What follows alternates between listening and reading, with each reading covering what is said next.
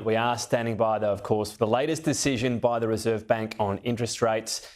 So back in a moment to question time. In the interim, our business editor, Ross Greenwood, is with me awaiting this decision. Ross, it's broadly thought to be a situation of on hold for now. The big question will be when for a rate cut as well, which we'll get a bit of a hint of later on today.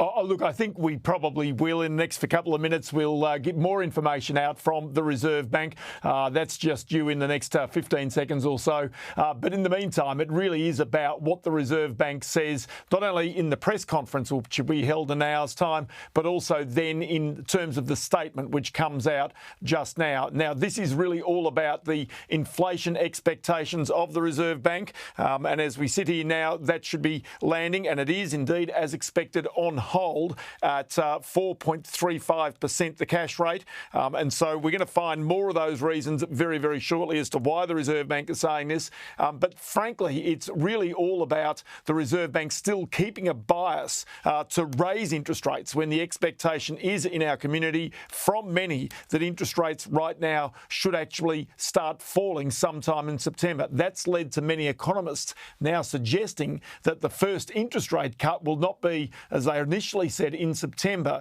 but maybe later this year, as late as maybe November or December. And then secondly, also that you may actually not even see the first rate cut until next year sometime. And that does very much depend on the inflation expectations for Australia.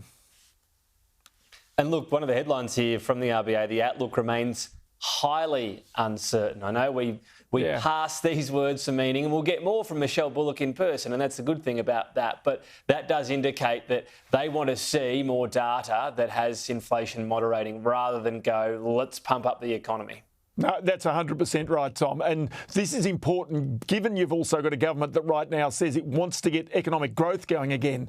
And that almost works contrary to the expectation of fighting inflation. And so this is, again, another reason why the Reserve Bank would be right now conservative about all this. And then you've got ongoing wage increases coming through, in particular through the public service. You heard the Treasurer talking about real wages going forward now. And that, again, is potentially inflationary. But the good news is that from July 1, many Australians are going to see energy prices coming down. That is something which takes the edge off inflation, at least in that part of our economy.